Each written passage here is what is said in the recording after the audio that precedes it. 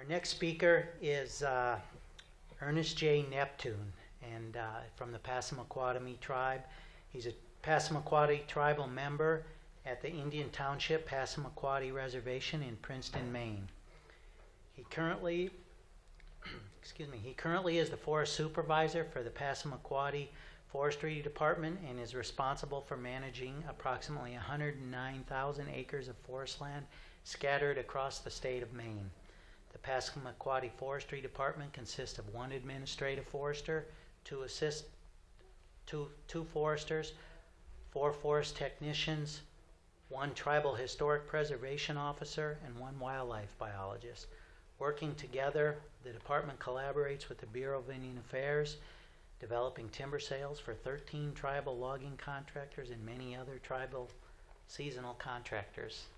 And although we've got 3 people from Maine today, I'm under the understanding that Ernie takes the award for coming the farthest. Thank you. This is our first trip out to the ITC symposium. I've been, again, as introduced, filling this position for the last 3 years, and it's been a very good experience for us. I brought my forester, Ernest Carl, who sits right there. Raise your hand, Ernest. He helps, he's the Timber Sales forester that actually helps with the day-to-day operations out there. I just wanted to greet everybody. Thank you. The Passamaquoddy tribe, in my language, it's Passamaquoddy, which is pronounced, that's the way it's pronounced in my language, and it means people who spear pollock.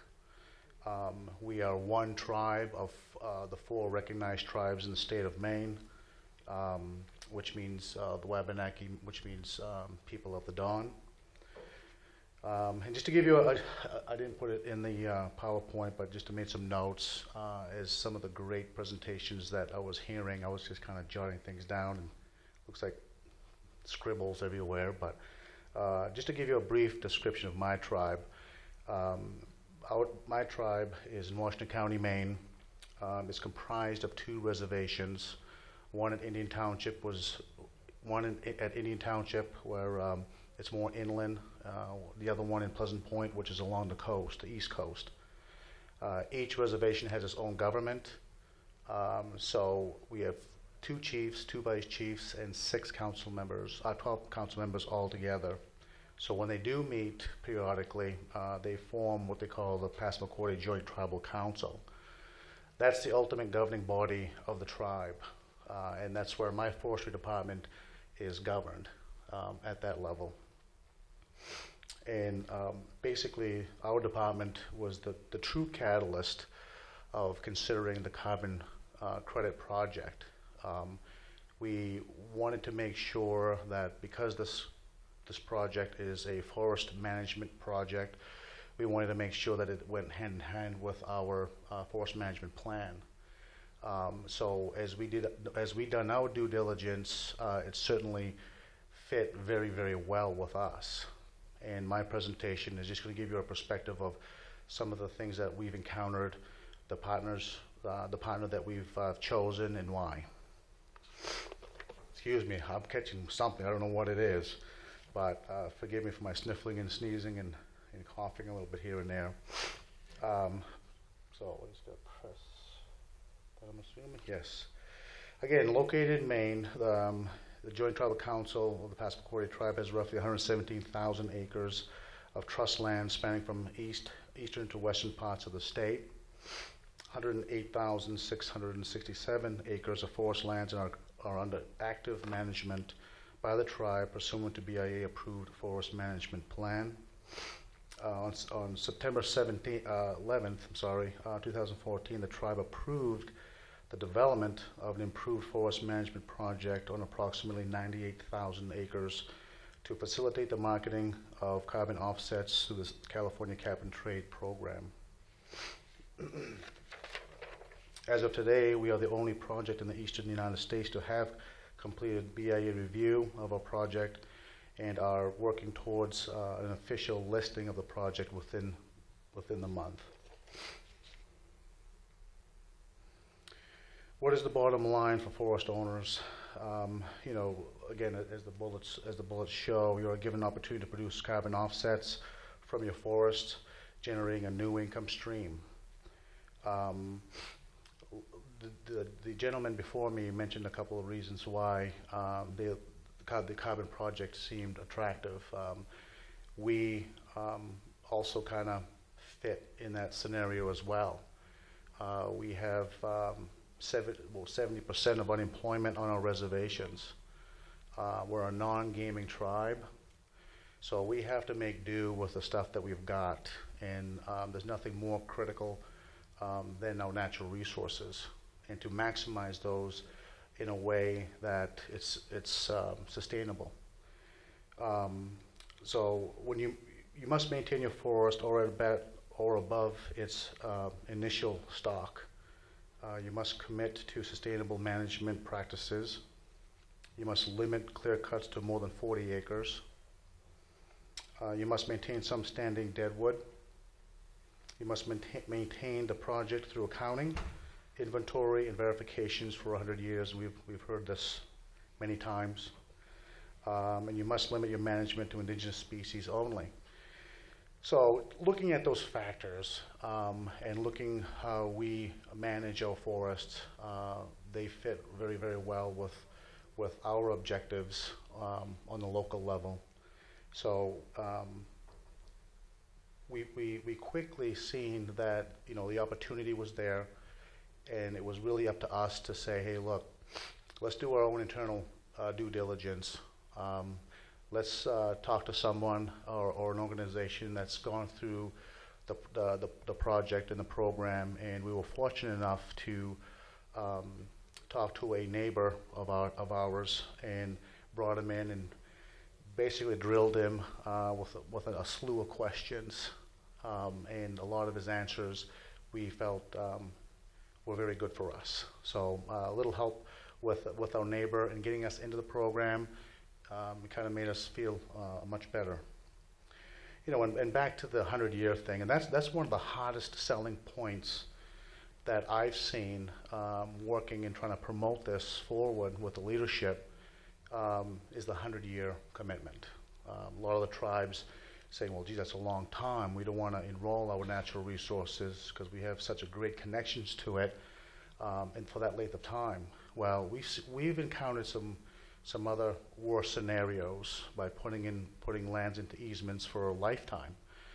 So we found that this was 100 years wasn't that long, and one of the things I wanted to emphasize with some of the people I've spoken with is that it's a fluid 100 years versus a rigid 100 years, meaning that, you know, there is an exit strategy if your tribe wishes to get out of the program. So that kind of lessened the blow with some of the hardcore groups that came to the council meetings and really made it difficult for us to make that decision to move forward.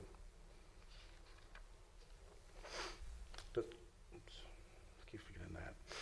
Does the carbon marketplace make sense? The answer will be different in every community. Our community is no exception to the rule. It took us about 6 to 12 months of our own internal due diligence before we was willing to basically decide, I should say. But again, our neighbor really helped us identify a developer pretty quick. We brought the developer to our reservation to do some presentations, and done a very, very good job describing the program. A lot of people walked away, you know, a little confused. Some did a pretty good job understanding it. So we invited him 2 other occasions. So altogether, it was 3 visits to our reservations to do that outreach and education component, which is extremely vital.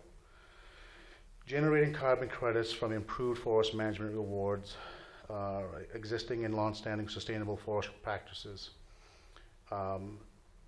That's what we're all about. You know, we try to manage our forest resources very, very well. We manage 13 hand crews, tribal logging crews on our lands. We have many, many factors that we have to consider in developing a timber sale. And they're not, and sometimes it's not too easy. You got a cultural aspect, you have the recreational aspect, commercial, and so on. So it's not an easy job sometimes, but we tend to do pretty good to move through those. Requires a landowner to step up protection of natural resources. And 100 years is long, but trust land will always remain in tribal ownership. We will never sell our lands whatsoever. It's non-negotiable. Overarching issues, community education is key. Transparency in process, buy-in from community members, consideration of long-term stewardship and protection of natural resources is paramount. Anticipate future growth, and that was one of the things that was a little tricky for us, but as we just took parts of our lands and kind of looked and analyzed it and said, look, do we see or can we foresee any development in these areas? If so, what are they and how much should we consider taking out? Did I change that? I didn't change that, did I? Sorry, remind me if you have to. So what we done was we looked at some of the significant areas, camps, housing developments, and so on, and we carved those areas out of our land base, saying we are not going to enroll these areas into the program because we feel that we're going to develop, a housing complex or camps along the lakes. We have a lot of lakes and ponds on our reservation in our trust land. So it was good that we was able to work with the developer in carving those areas out.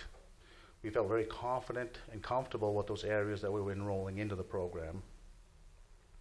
So that's very critical. And again, you get the 100-year commitment that seems to pop up everywhere. Infrastructure to implementing improved forest management practices. Greenhouse gas reductions resulting from improved forestry management practices must be permanent. Again, that permanent is 100 years. Existing forestry management infrastructure should be in place. Proficient forestry staff and communication with tribal policymakers is critical in success. That's a given. That's something that we normally do. And the last one is training opportunities for the next generation will help the longevity of the project. We're not going to see 100 years. Tribal policy making considerations. Transparency and deliberate policy decisions ensure community participation, dialogue, and informed decision making. Feasibility studies. Does economic return make sense? Limited waiver of sovereign immunity. You've heard that a couple of times. It was an issue that we had to ponder on whether or not this was safe for us to do. So our attorney that we've selected to represent us put it in a very, very good way that that was basically acceptable to our leadership. Consideration of tribal liability and general representation is a necessity. Must navigate legal concerns of the BIA, negotiate development agreements, consider all potential liability. The BIA seemed to be very, very cooperative with us. We did not have to go through a Section 81 review with our project. We had a quick turnaround. It wasn't very long before they acknowledged that we didn't need a Section 81 review with our project.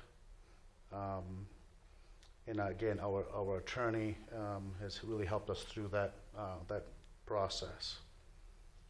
Investing for the future. Financial management, cost and profit and costs.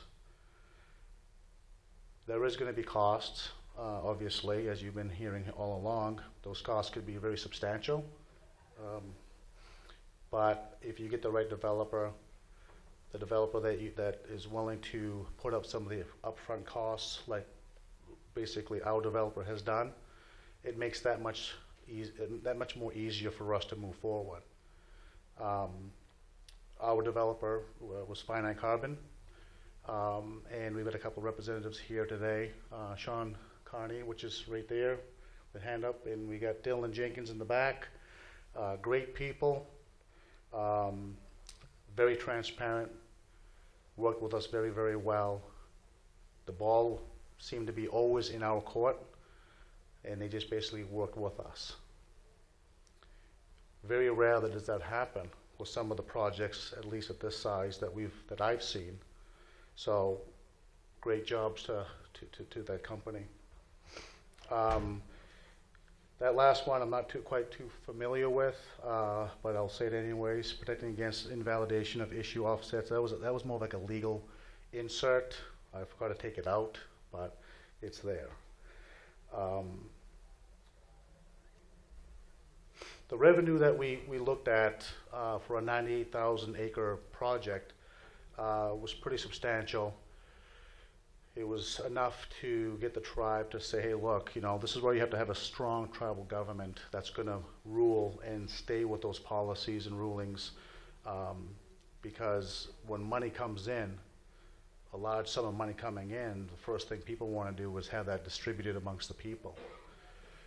And they had a pretty good argument in terms of our areas with a very high unemployment rate. But we feel that monies that come in through projects like this should go to program subsidies to the community members. So what we done was we convinced the JTC to kind of give a percent breakdown of the money before it arrives, not when it arrives. Big difference. So each community would be treated equally with a distribution of the funds, and again, it would be to subsidize some of the community programs that are being that are offered. Selecting a project developer. The Passamaquoddy tribe was working with Finite Carbon, as I mentioned. Great people from the start. They always had my confidence and my support. I've been talking to other tribes to consider if a carbon credit would work for them. And if so, look into it. Do your own due diligence. See if it works very well with your forest management plan and so on. So some of the factors considered by the tribe was client service, multiple rounds of community education presentations, meetings with tribal officials. Patience is a must. And they've given us all the patience in the world, which was really, really good. Not pushy one bit. When you get pushy people, you tend to find out there's something not quite right here. But in this case, it was very, very well, very good. Reputation and experience. Knowledgeable forestry staff. Have they worked with neighbors or other similarly situated tribes?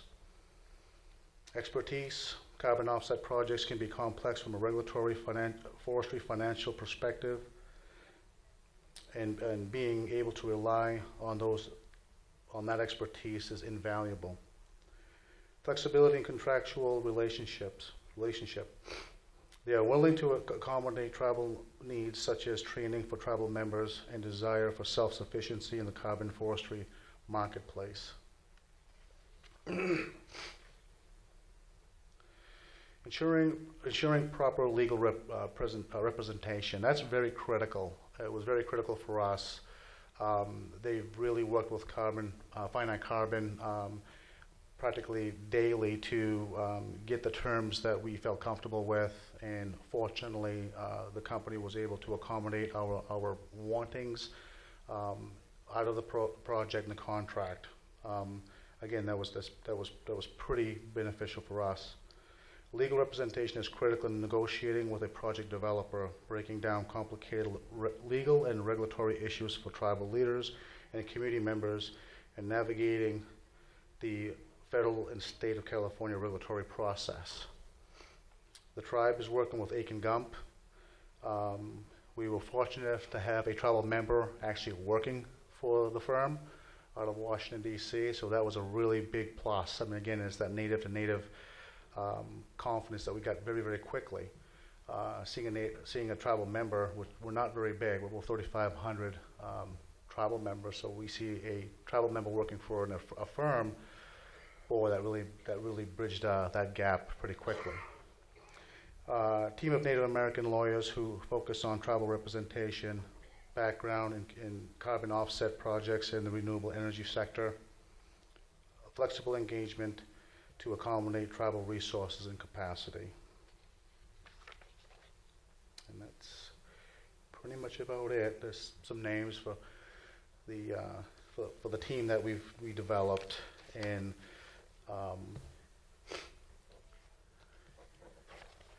so it is a lengthy process.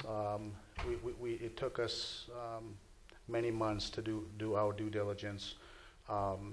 Now we're at a point of actually getting our entity application in